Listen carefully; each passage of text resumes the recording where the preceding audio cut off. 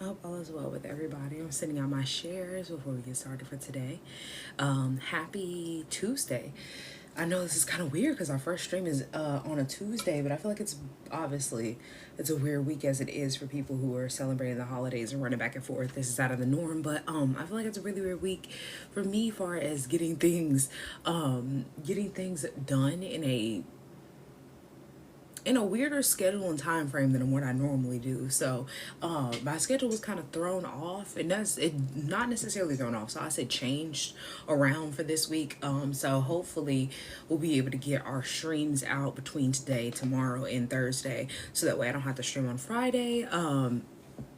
But if not, we will be streaming on Friday instead of Thursday, because tomorrow for sure, we will be streaming and talking on the live topic, which we are going to get into today, which is going to be talking about how we don't want to lose progress when it comes to our hormone health in this holiday season, and really understanding how a lot of women are going to have setbacks during this time, and how we don't have to have these setbacks, and how we're going to prevent them by being ready, being on our guard, and understanding how it's more than just being disciplined, and it's more than just you're being weak. By you feeling that urge, or you actually giving into that craving of you wanting to enjoy the holidays, you being involved in the chaos or the stress or the celebration, whatever you want to say, because I feel like a lot of people say that the holidays are chaotic. And just understanding that your health journey doesn't have to start in 2026. It doesn't have to start January 1st. It doesn't have to start when December ends.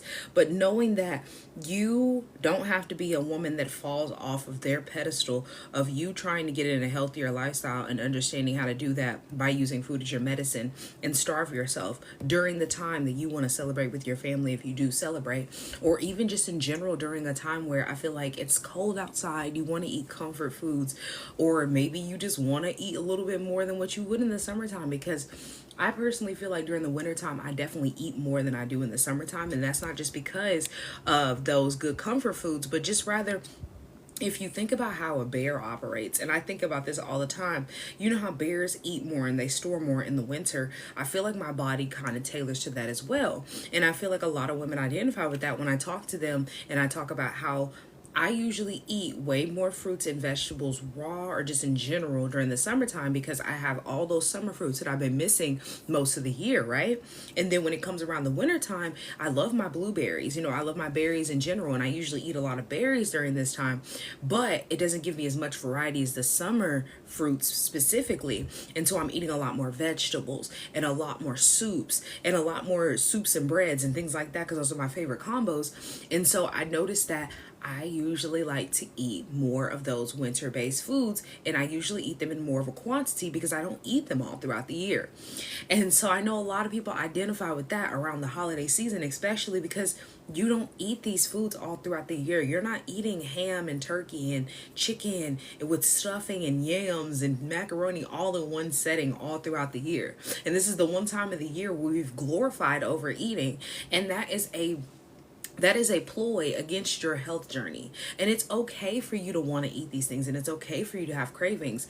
But people are so misconstrued in the space of health to think that you're going to overeat if you just indulge a little bit during the holidays and want to be able to give in to the foods. The cravings will take over. Then you're going to be feeling guilty in the morning. You're going to have inflammation, bloating, fatigue, and you're going to be feeling off for days. And then you're going to be going into Christmas, and then you're going to feel off after Christmas, and then you're going to have to go in January and fix it, right? But it's deeper than that. It's not just you're going to be overeating and having these cravings, and then you're going to be bloated, inflamed, and fatigued and feeling off. But it's your mindset. It's how your mind has been trained into the space of what the holiday season does to the body. How you have been trained into believing that there's no way that you can be healthy during this time and enjoy your time with your family and etc. That you can't be able to heal your hormones or reverse what you have going on in the space of you also enjoying yourself. So if you are one of those people where you don't want to feel that guilt, you don't want to feel like you're inflamed, you're bloated, you're fatigued, you're feeling off, and you don't want to feel like that for the rest of the year.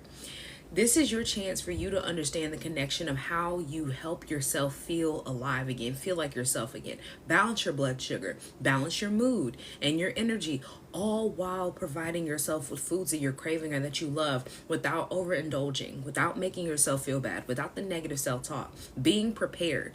Because being unprepared during the holiday season is what makes you unravel when it comes to your health journey. That's what makes you overeat, makes you have those intense cravings that you can't control. You not having a plan makes you have the inflammation later on because you're going to make the terrible choices.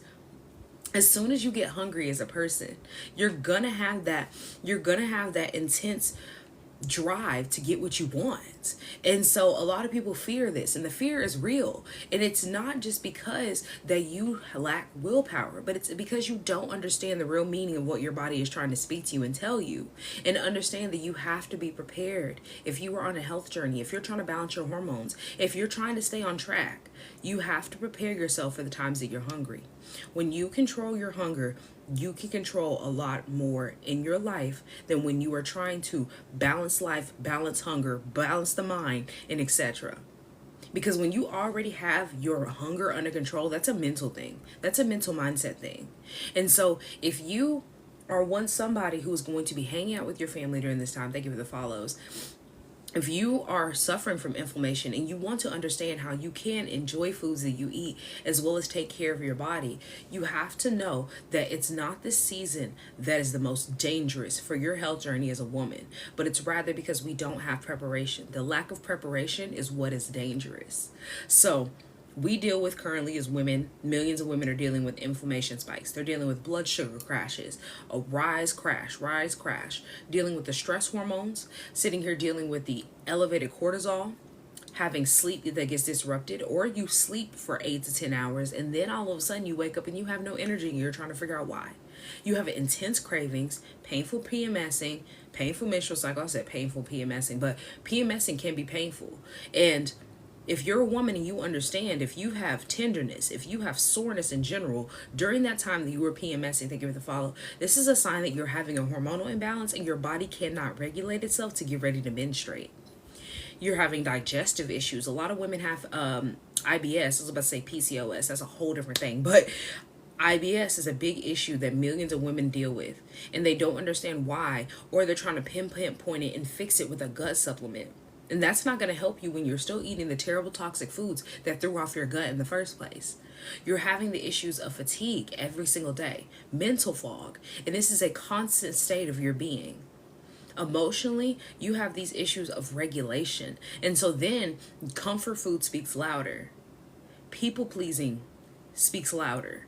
You sitting here thinking that, okay, I'm going to eat this now and I'm going to take care of myself and do a diet next week. This is an emotional state that you were in and you're choosing emotions. When you understand diet culture and how diet culture works, it throws off your whole entire body, including your emotional state. So when you're already in the mindset of thinking you're lacking willpower, you can't do this on your own, so you have to follow a diet and starve yourself, right?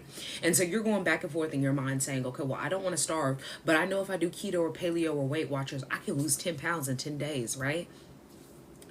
And then this triggers you into this constant battle of the up and down. 1 minute I'm going to take care of myself. Next minute I want to eat good. 1 minute I'm going to starve. Next minute I'm going to eat good. And your body cannot trust you in this space. And so since it cannot trust you in this space, all you're doing is causing more panic, which is high cortisol. And over years of you doing diet culture like millions of women do, because this is what we're taught to do from a very, very young age, follow diet culture. This is the way you are being able to be skinny, to be healthy, to be lean, whatever else.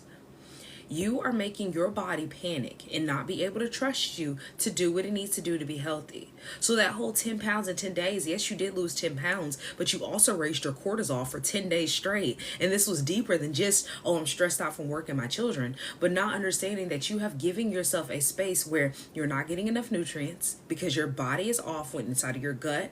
And you're also not getting enough nutrients because you're not eating enough. And so since you're not eating enough foods that your body needs on a regular basis, and then you start cutting calories, the body goes, so fight or flight mode, panic, because there has to be something wrong. I'm not eating enough. Maybe it's a scarcity of food. Okay, so what I'm going to do right now is every single time you eat, I'm going to hold on to it and I'm going to spike your cortisol and your blood sugar.